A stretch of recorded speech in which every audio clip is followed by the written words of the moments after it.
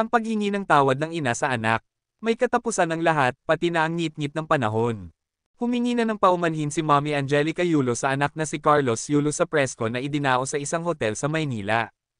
Narito ang maikli ngunit punong-puno ng pagmamahal na paghingi ng tawad ng ina sa anak. Patawad, anak. Natintindihan ko na maaaring tingnan ng iba na kaya lamang ako nagsasalita ngayon ay dahil sa iyong tagumpay at kasaganaan. Ako ay nagsasalita para ilagay na sa katahimikan ang issue. Bukas ang pintuan para pag-usapan ng personal na walang galit. Hindi man humantong sa pagkabuo ng pamilya, naway, maipanatili natin ang respeto sa isa't isa at sa dignidad ng pamilya. Please like and share, don't forget subscribe and comment, thanks.